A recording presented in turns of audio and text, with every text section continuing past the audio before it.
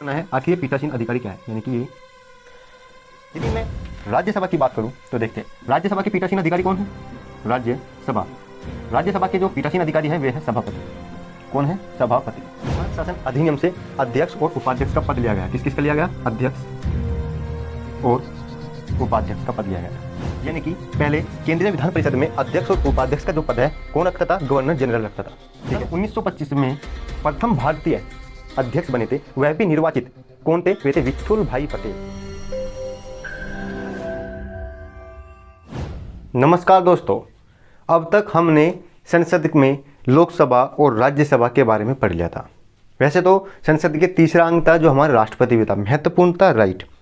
राष्ट्रपति के बारे में तो हमने एक सेपरेट वीडियो ही बना रखी है जो लगभग 2 से 3 पार्ट में थी, आपको पहले वे देख लेनी चाहिए। तो मैं बात कर रहा था हमने क्या क्या पढ़ा था। हमने लोकसभा भी पढ़ ली और राज्यसभा भी पढ़ ली, लेकिन अब संसद में जो लोकसभा और राज्यसभा के जो महत्वपूर्ण टॉपिक है वह है इनके पीठासीन अधिकारी। आखिर लोकसभा के पीठासीन अधिकारी कौन होते हैं और राज्यसभा के पीठासीन अधिकारी क्या होते हैं, इनके बारे में आज हम इस वीडियो में जानेंगे। देखते हैं। तो जो आज का टॉपिक होगा वह होगा हमारा लोकसभा और राज्यसभा के पीठासीन अधिकारियों के बारे में। ठीक है, चलिए। तो हमको पहले पढ़ना क्या क्या, इसका क्रम निर्धारित कर लेते हैं। देखते हैं। हमको पहले पढ़ना है आखिर ये पीठासीन अधिकारी क्या है, यानी कि ये पीठासीन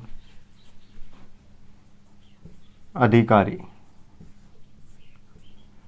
क्या है, मतलब क्या से मतलब कौन है। देखते हैं। पीठासीन अधिकारी से तात्पर्य यह है कि लोकसभा की जितने भी समस्त कार्य होंगे अथवा राज्यसभा के जितने भी समस्त कार्य होंगे उनको किसके निर्देशन में किया जाएगा, वे कार्य किसके समक्ष उत्तरदायित्व रखेंगे अपना। तो देखना, जो व्यक्ति के समक्ष उत्तरदायित्व रखेंगे वह कहला जाएगा पीठासीन अधिकारी। यदि मैं राज्यसभा की बात करूं तो देखते हैं राज्यसभा के पीठासीन अधिकारी कौन है। राज्यसभा के जो पीठासीन अधिकारी है वे है सभापति। कौन है? सभापति। ठीक है। और एक और है पीठासीन अधिकारी जो सभापति के बाद आते हैं, वे है उप सभापति। ठीक है, ये दो हो गए। ये किसकी बात थी? मैंने राज्यसभा की बात की। ठीक है। अब देखते हैं लोकसभा की बात।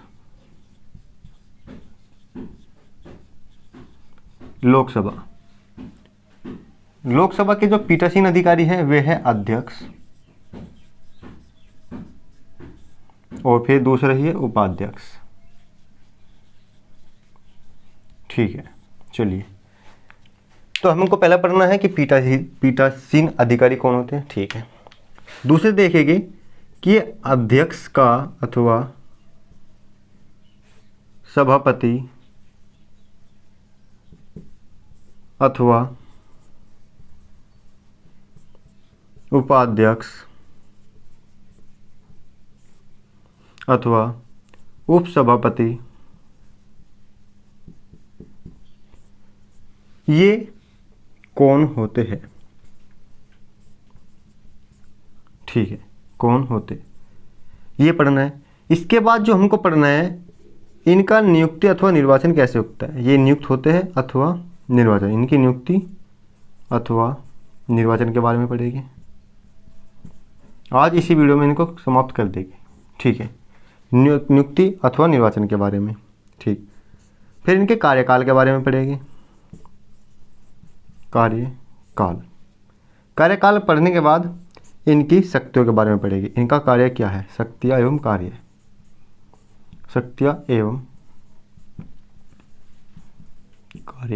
चलिए।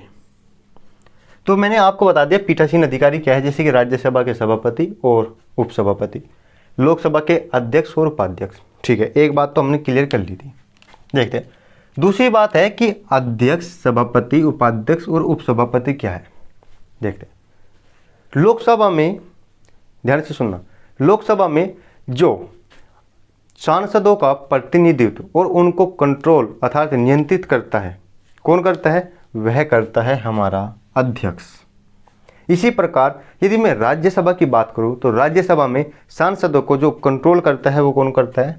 सभापति। ठीक है। यदि मैं लोकसभा की बात करूं, लोकसभा में यदि अध्यक्ष ना रहे अपने पद पर तो उसके स्थान पर जो नया पद आएगा वह है उपाध्यक्ष, यानी कि अध्यक्ष पद के जितने भी कर्तव्य और कार्य होंगे उनका निर्वहन कौन करेगा, वह करेगा उपाध्यक्ष। ठीक है। इसी प्रकार यदि मैं राज्यसभा की बात करूं तो राज्यसभा में उपसभापति सभापति के सभी कर्तव्यों और कार्यों का निर्वहन करेगा। कब? जब सभापति अपने पद पर नहीं होंगे। ठीक है, ये हमने जाना आखिर ये दोनों कौन होते हैं। चलिए अब देखते हैं इनकी नियुक्ति अथवा निर्वाचन। इनकी नियुक्ति कौन करता है, निर्वाचन कैसी होती है। तो मैं दोस्तों मैं मान रहा हूँ कि आपको वीडियो अच्छी लगेगी, राइट, लगेगी 100%। तो इसी के साथ मैं आपसे गुजारिश करता हूँ कि आप इस मेरे चैनल को सब्सक्राइब कर दीजिए, वीडियो को लाइक एंड शेयर कर दीजिए। ठीक है, चलिए अब कुछ बात पहले हम समझ लेते हैं नियुक्ति के बारे में। हमको पढ़ना है इसकी नियुक्ति।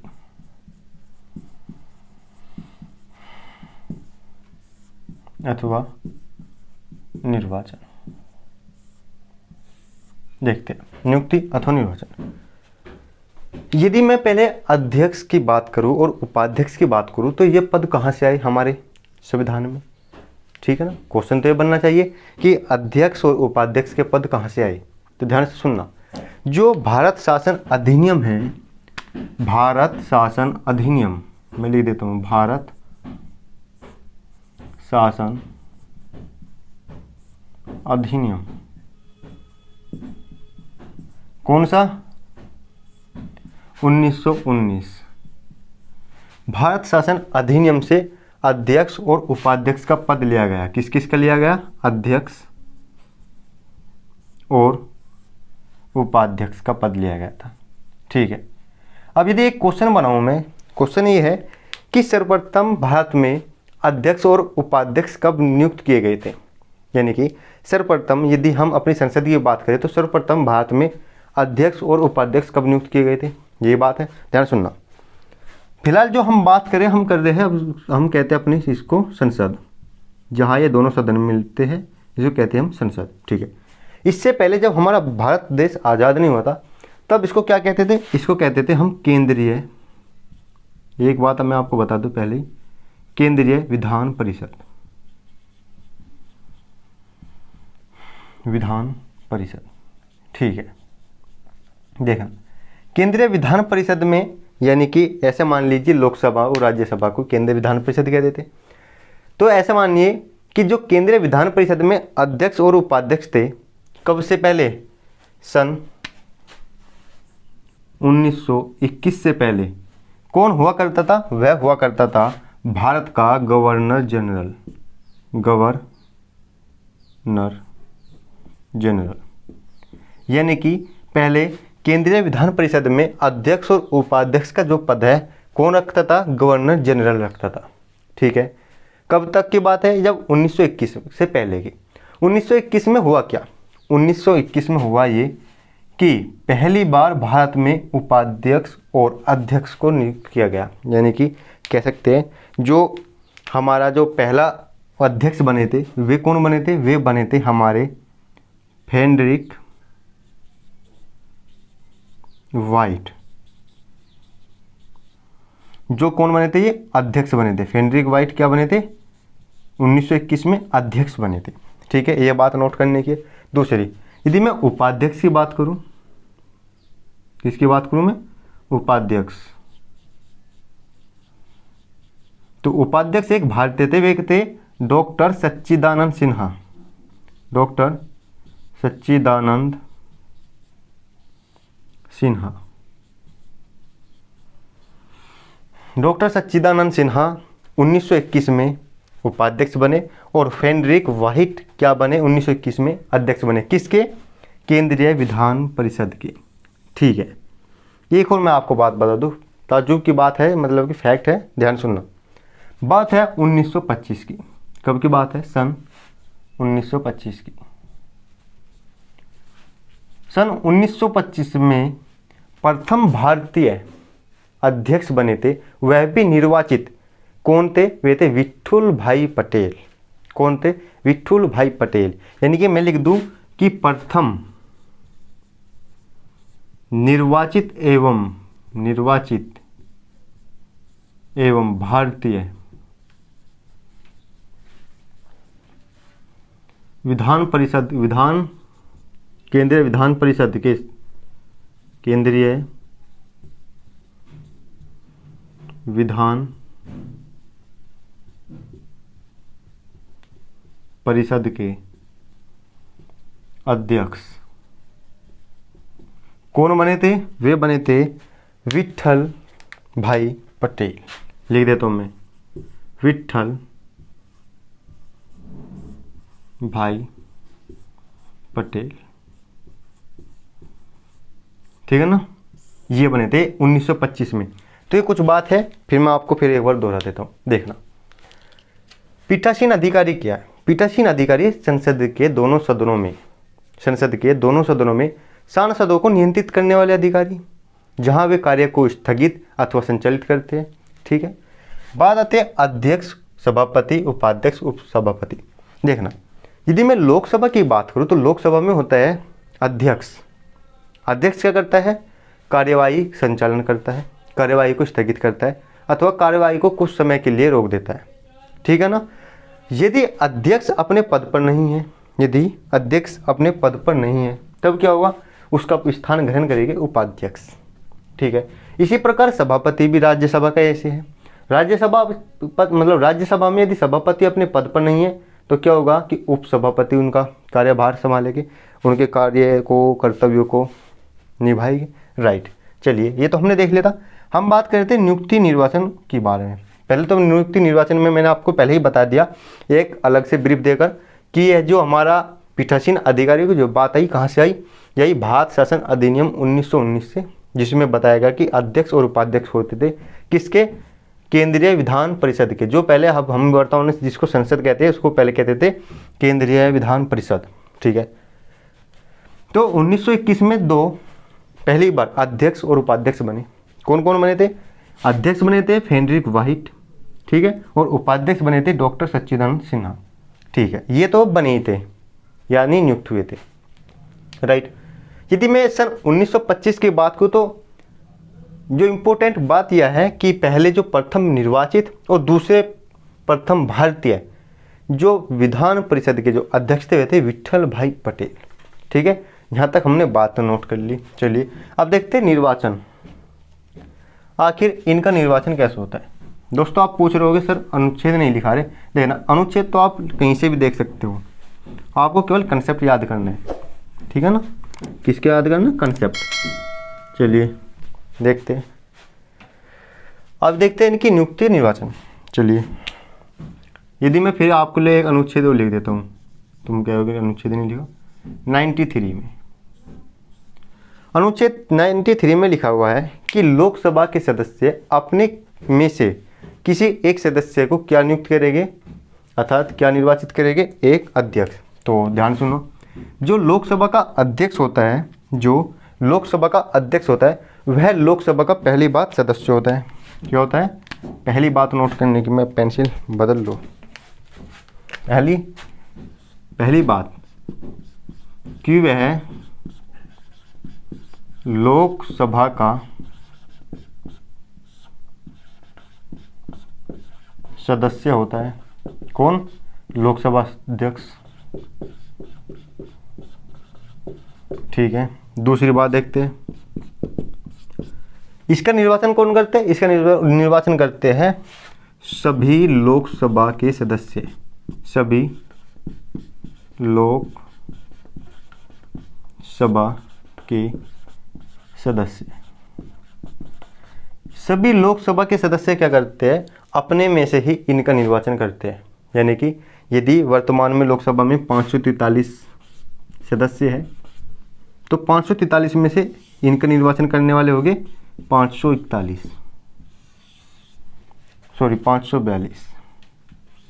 ठीक है। 542 इनका निर्वाचन करेंगे, ठीक।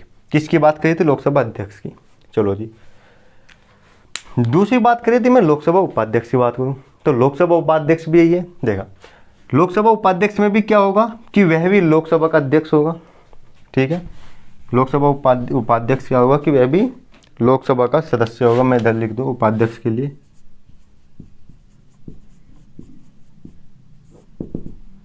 तो उपाध्यक्ष में क्या है, पहली बात है दोस्तों, देखो वह भी लोकसभा सदस्य होगा, लोकसभा सदस्य होगा। ठीक है, चलिए दूसरी बात, सभी लोकसभा के सदस्य उसको भी निर्वाचित करेंगे, यानी कि सभी लोकसभा के सदस्य, लोकसभा के सदस्य अपने में से चुनेंगे, यानी कि जो उपाध्यक्ष होगा वह भी लोकसभा के सदस्य ही होगा। कहने की बात तो यह है। अब यदि मैं बात करूं किसकी, राज्यसभा के सदस्यों की, राज्यसभा के सभापति की, तो राज्यसभा के सभापति का तो आप पता ही है, नहीं पता तो अब देखना, जो राज्यसभा का जो सभापति है उसका निर्वाचन नहीं होता। क्या कह रहे हो उसे, नहीं, देखते। राज्यसभा का सभापति कौन है, उपराष्ट्रपति। कौन है, उपराष्ट्रपति। उपराष्ट्रपति किसका पदेन अध्यक्ष होता है, यानी कि राज्यसभा का। तो हम कह सकते हैं कि राज्यसभा के जो पदेन सभापति होंगे कौन होंगे, उपराष्ट्रपति। उसका निर्वाचन उपराष्ट्रपति के तौर पर होगा, न कि राज्यसभा के सभापति के तौर पर। तो कह सकते हैं जो राज्यसभा के सभापति होंगे, जो राज्यसभा के सभापति होंगे, आप लिख लेना इन बात को, जो राज्यसभा के जो सभापति होंगे वे उपराष्ट्रपति के तौर पर होते हैं। ठीक है ना, उनका निर्वाचन उपराष्ट्रपति के बिहेव पर, मतलब कि बिहाफ पर होता है, न कि सभापति के बिहाफ पर। चलिए ये बात हमको समझ में आई। वहीं बात करते हैं उपसभापति की। तो उपसभापति, इसका निर्वाचन होता है। इसका निर्वाचन कौन करता है, उपसभापति का निर्वाचन करता है कौन, राज्यसभा में उपस्थित सभी सदस्य। किसको निर्वाचित करेंगे, अपने सांसद को, यानी कि राज्यसभा सांसद को ही निर्वाचित करेगी। ठीक है, हमने जाना इनका नियुक्ति अथवा निर्वाचन। चलिए इनका कार्यकाल देखते हैं, कार्यकाल, राइट। चलिए मैं दोस्तों राज्यसभा और लोकसभा लगभग साथ साथ ही पढ़ा रहा हूँ, तो आप इसको अलग से लेकर ना चलिए, ठीक है। नहीं, मैं इसको मिटा दूँ,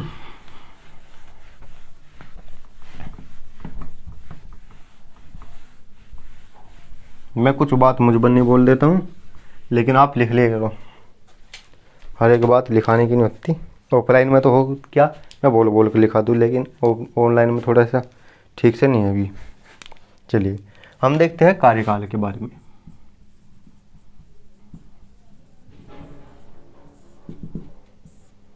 चलिए कार्यकाल में इधर मैं एक बार लोकसभा लिख देता हूँ,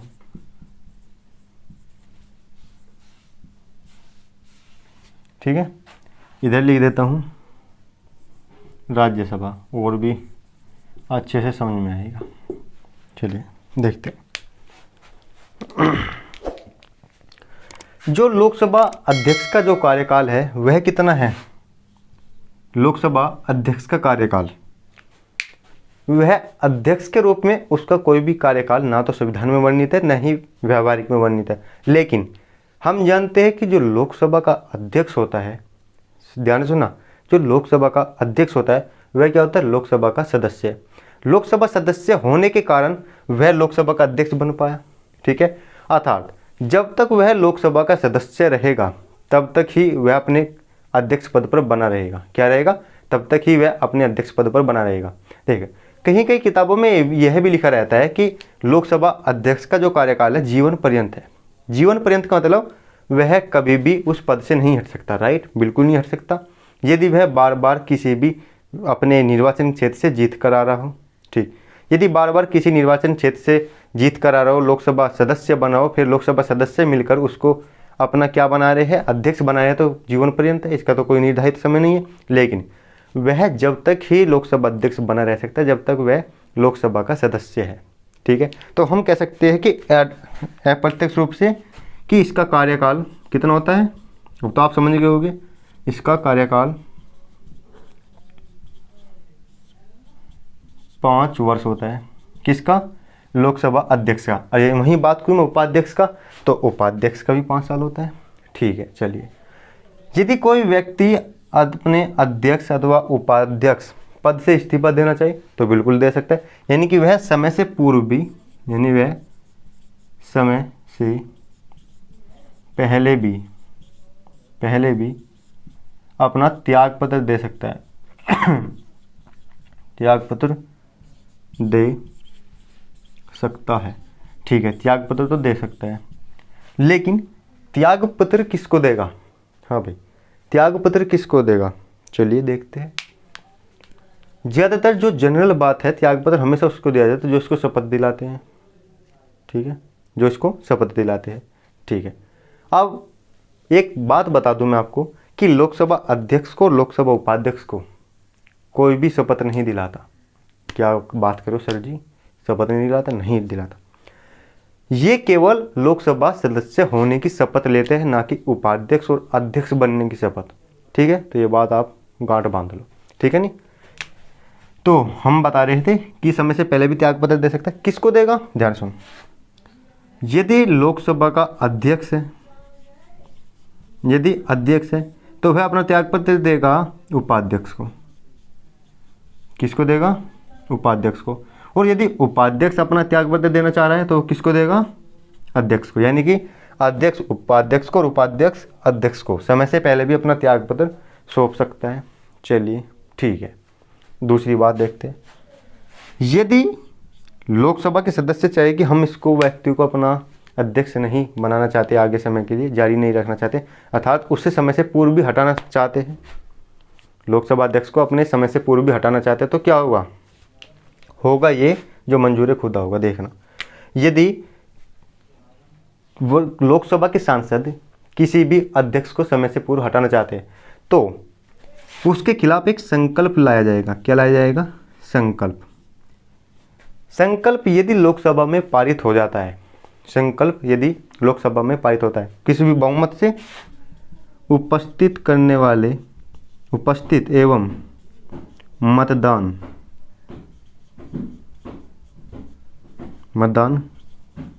करने वाले सदस्यों के बहुमत से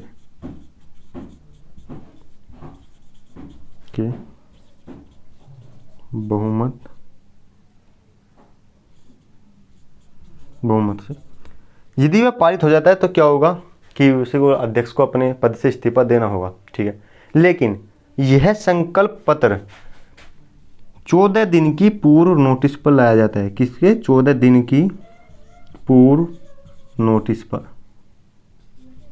यानी कि यदि मैं अध्यक्ष अथवा उपाध्यक्ष को उसके पद से हटाने के लिए कोई संकल्प ला रहा हूं लोकसभा में, तो संकल्प पेश करने से पहले 14 दिन पहले उपाध्यक्ष अथवा लोकसभा के जिसको भी हटाना है, उपाध्यक्ष को हटाना है उपाध्यक्ष को, और अध्यक्ष को हटाना है अध्यक्ष को, उसके 14 दिन पहले उसको इसकी सूचना दी जाएगी कि आपके खिलाफ एक संकल्प लाया जा रहा है लोकसभा में। ठीक है ना? जैसे ही वह पास होगा तो तुरंत वह पद खाली हो जाएगा, लोकसभा के सदस्य मतलब लोकसभा का अध्यक्ष और उपाध्यक्ष अपने पद से मुक्त हो सकते हैं। चलिए, ये तो बात थी इसमें थोड़ी सी। एक बात और मैं बता देता हूँ, ऊपर लिख देते हैं इसमें लोकसभा के बारे में। देखना, यदि कोई व्यक्ति, ध्यान सुनना मेरी बात को, लोकसभा के अध्यक्ष के सॉरी किसकी इसमें क्या था ये, हाँ अध्यक्ष और उपाध्यक्ष में, तो उपाध्यक्ष को छोड़ो अध्यक्ष में, यदि कोई व्यक्ति अपना कार्यकाल 5 वर्ष पूर्ण कर लेता है, ठीक है, यदि कोई व्यक्ति अपना कार्यकाल 5 वर्ष पूर्ण कर लेता है और लोकसभा का विघटन भी हो जाता है, वह तब भी उस सदन का क्या बना रहेगा? अध्यक्ष। यानी कि लोकसभा विघटन होने के बाद भी उस सदन का क्या बना रहेगा? अध्यक्ष बना रहेगा। ये कब तक बना रहेगा? जब तक कि नए सत्र यानी कि नई संसद का गठन नहीं हो जाता। नई संसद से तात्पर्य नई सरकार का गठन, नई सरकार से गठन का तात्पर्य लोकसभा का गठन नहीं हो जाता। जब लोकसभा का गठन हो जाएगा नए सिरे से, तब पुराने वाला अपना अध्यक्ष हट जाएगा और नया अध्यक्ष वे लोकसभा के सदस्य चुन लेंगे, चाहे वह पहले वाले को ही चुन ले, वो बात रही अलग। ठीक है ना? ये बात मैंने आपको समझाने की कोशिश की थी। चलिए अब देखते हैं राज्यसभा में।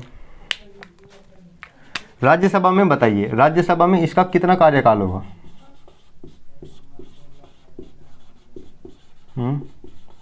राज्यसभा में इसका कार्यकाल होगा 5 वर्ष। देखना, यदि जो सभापति है राज्यसभा का क्या होता, यदि सभापति राज्यसभा का सदस्य होता तब इसका कार्यकाल हो जाता 6 वर्ष। लेकिन सदस्य नहीं है, राज्यसभा का सदस्य नहीं है, वह तो बतौर क्या है, उपराष्ट्रपति के पद पर है। तो उपराष्ट्रपति ही इस पदेन सभापति होता है। तो उपराष्ट्रपति का कार्यकाल कितना है, मात्र 5 वर्ष। तो इस कारण इसका भी कार्यकाल 5 वर्ष, ठीक है। और वहीं यदि मैं बात करूं उपाध्यक्ष की, ये सब लॉजिक से समझने की बात है। उपाध्यक्ष का कितना होगा, 6 वर्ष। क्यों होगा, अब आप जानते हो, क्योंकि उपाध्यक्ष कहाँ से चुनकर आता है, उपाध्यक्ष आता है राज्यसभा के सदस्यों में से, बीच में से उनके, ठीक है। चलिए बात करते हैं इनका त्यागपत्र।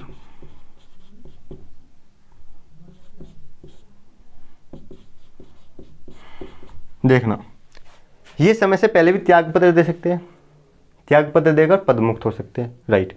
देखना, जो सभापति है वह त्यागपत्र किसको देगा, इसके मैं लिख देता हूँ। सभापति अपना जो इस्तीफा देगा वह देगा राष्ट्रपति को। अब सुनो, राष्ट्रपति को सर जी क्यों, देखो राष्ट्रपति को नहीं, क्योंकि सभापति कौन होता है, उपराष्ट्रपति। और उपराष्ट्रपति अपने कार्यकाल से पहले भी अपने पद से मुक्त हो सकता है। क्यों हो सकता है, कब, यदि वह अपना इस्तीफा राष्ट्रपति को सौंप दे। जब कोई उपराष्ट्रपति अपना इस्तीफा राष्ट्रपति को सौंप देगा तो बतौर क्या होगा, मतलब कि समझ लो बात को, बात यह है समझने की, वह उपराष्ट्रपति नहीं रहेगा। उपराष्ट्रपति नहीं रहेगा तो सभापति कैसे रहेगा, क्योंकि राज्यसभा का जो पदेन सभापति होता है वह होता है उपराष्ट्रपति, ठीक है। थोड़ी सी ऐसे घुमा फिरा के बात है जो समझने की है। चलिए वहीं बात करते हैं मैं उपसभापति की। यदि मैं बात करूं उपसभापति की, उपसभापति किसको देगा, सभापति को। अरे भाई तू तो यहीं दे जा उनको, हाँ जी बिल्कुल हम यहीं देंगे, ठीक है। तो उपसभापति किसको देगा, सभापति को, ठीक है। चलिए ये बात थी। और संकल्प की बात तो बिल्कुल सेम है, जो इसमें थी वही इसमें है, 14 दिन की पूर्व नोटिस पर ही, ठीक है ना। इसमें उपराष्ट्रपति को हटाने के लिए 14 दिन की पूर्व नोटिस पर उनके लिए प्रस्ताव लाया जाएगा, जो किसमें लाया जाएगा, राज्यसभा में। और पारित भी कैसे, उपस्थित मतदान करने वाले सदस्यों के बहुमत से, या जिसको कहते हैं थोड़ा सा विशेष या साधारण बहुमत। चलिए हमने क्या जाना इनके कार्यकाल के बारे में। अब देखते हैं इनकी शक्तियाँ और कार्य। तो शक्ति और कार्य तो सेम ही होंगे, राइट, बिल्कुल होंगे। तो मैं एक बार इनको रब कर देता हूँ। चलिए देखते इनकी शक्ति और कार्य। लगभग इनकी शक्ति और कार्य सेम होंगे, लेकिन मैं थोड़ा सा जहाँ राज्यसभा की बात आएगी मैं उसमें आपको सूचित कर दूंगा कि कहाँ इनके अलग होंगे, ठीक है जी। दोस्तों मेरा मानना है कि आप अच्छे से समझ पा रहे होंगे, ठीक है। जब आप अच्छे से समझ पा रहे हैं तो आप इस वीडियो को लाइक, शेयर और चैनल को इतना सब्सक्राइब कर दो, इतना फैला दो कि आज ये वीडियो वायरल हो जाए, ठीक है ना। चलो जी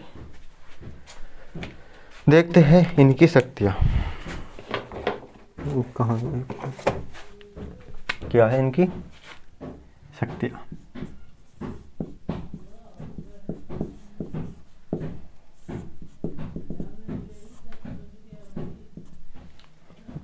शक्तियाँ, चलो जी पहली शक्ति लिख लेते हैं। देखते हैं पहली शक्ति क्या है, कि वह बैठकों की अध्यक्षता करता है। बैठकों की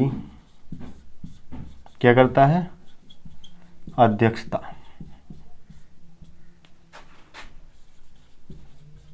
करता है। इस लाइन का मतलब, यदि लोकसभा की बात करें तो लोकसभा का जो प्रथम अधिवेशन अथवा जितने भी अधिवेशन सत्र चलेंगे उनकी अध्यक्षता कौन करेगा, अध्यक्ष करेगा। वहीं राज्यसभा की करेगा सभापति। तो कौन है, यानी कि क्या कर रहे हैं वे, बैठकों की अध्यक्षता कर रहे हैं, ठीक है। चलिए दूसरी बात, मैं केवल इम्पोर्टेंट ही लिखाऊंगा।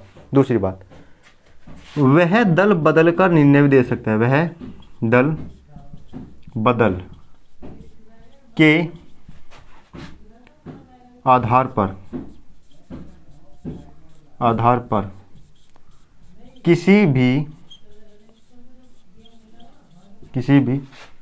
सांसद यानी कि सदस्य, लोकसभा सदस्य अथवा राज्यसभा सदस्य की अहर्ता निर्धारित कर सकता, निर्धारित कर सकता है, निर्धारित कर सकता है,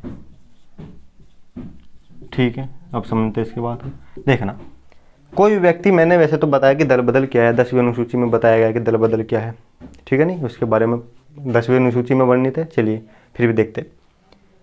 दल बदल में मतलब कि यदि मैं फलानी पार्टी का हूँ, मैं मान लिया ए पार्टी का हूँ, और मैं अपनी ए पार्टी को छोड़कर दूसरी पार्टी बी में जा रहा हूँ, और मैं लोकसभा का सदस्य था, तो अब क्या होगा, मैं अपनी पार्टी को छोड़कर जा रहा हूँ दूसरी में। अब मुझको कानून के हिसाब से तो होगा क्या, कानून के हिसाब से होगा कि मैं अब उस पार्टी का सदस्य नहीं रहूँगा, क्योंकि अनुसूची 10 में ये बात लिखी हुई है, ठीक है। लेकिन इसका निर्धारण कौन करेगा, इसका निर्धारण करेगा हमारा अध्यक्ष। हो सकता है क्या पता अध्यक्ष मेरे पक्ष में थोड़ा सा पक्ष ले ले, मुझे कह दे कि नहीं नहीं नहीं, ये दल बदल के आधार पर नहीं, ये तो अपनी ऐसे ही गया था, ठीक है ना। तो ये निर्धारण कौन करेगा, अध्यक्ष करेगा। चलिए ठीक है, तीसरी देखते कोई विधेयक धन विधेयक है अथवा नहीं, इस पर भी कौन काम करता है, इसकी जो जांच करता है वह करता है लोकसभा अध्यक्ष, धन विधेयक पर, ठीक है नहीं। जो अपना बताएगा कि कोई विधेयक धन विधेयक है अथवा नहीं, वो कौन बताएगा, वह बताएगा लोकसभा अध्यक्ष। लेकिन राज्यसभा अध्यक्ष को ऐसी कोई अनुमति नहीं है, यानी कि राज्यसभा अध्यक्ष के पास ऐसी कोई शक्ति नहीं है, ठीक है। इतनी बात समझ लो बस, राज्यसभा अध्यक्ष धन विधेयक के संबंध में तो कोई भी शक्ति नहीं रखता, ठीक है। चलिए धन विधेयक हो गई, और इसके बाद कौन सी है, चौथी होगी बैठकों की अध्यक्ष तो होगी, दल बदल के आधार पर होगी, धन विधेयक के आधार पर होगी। एक हो रहा है, ठीक है। यदि मैं लोकसभा की बात करूं, लोकसभा में जो संयुक्त बैठक है, संयुक्त बैठक की अध्यक्षता कौन करेगा, इसकी अध्यक्षता, संयुक्त बैठक की अध्यक्षता केवल और केवल अध्यक्ष करता है, अध्यक्ष इसका लोकसभा का, यानी कि लोकसभा अध्यक्ष ही संयुक्त बैठक की अध्यक्षता करता है। यह शक्ति अथवा कार्य किसके अंतर्गत नहीं आता है, राज्यसभा के अध्यक्ष के अंतर, वो सभापति में ही है। राज्यसभा के सभापति के पास ऐसी कोई भी शक्तियाँ नहीं है। देखना, शक्तियाँ तो है ढेर सारी, समझने की बात करना, शक्तियाँ तो है ढेर सारी, लेकिन क्या करें, कुछ कर ही नहीं सकते। बस मैंने आपको चाल लिखा दी, बाकी तो देखो आपको खुद मेहनत करनी होगी। Spoon feeding is not good. अच्छी आदत नहीं है कि मैं आपके मुंह तक चम्मच से खाना खिलाऊं। आप मेहनत करिए, चम्मच से उठाइए और अपने मुंह तक ले जाइए, ठीक है ना। मैं आपको केवल कंसेप्ट बता रहा हूँ। आपको मेरे कंसेप्ट बताने का तरीका कैसे लगा होगा, मुझे महसूस हो रहा है कि आपको बहुत अच्छा लगा होगा, ठीक है नहीं। मैं मानता हूँ कि आपको वीडियो भी अच्छी लगी होगी। चलिए इसी के साथ मैं आज का जो लेक्चर करना चाहूँगा समाप्त। इसके बाद जो हम पढ़ेंगे कुछ संसद के बारे में, जैसे कि शून्यकाल, प्रश्नकाल, तारांकित प्रश्न, ये सभी क्या होते हैं, इनके बारे में एक डिटेल टॉपिक लेकर आएंगे। तो आज के लिए इतना ही। धन्यवाद। जय हिंद, जय भारत।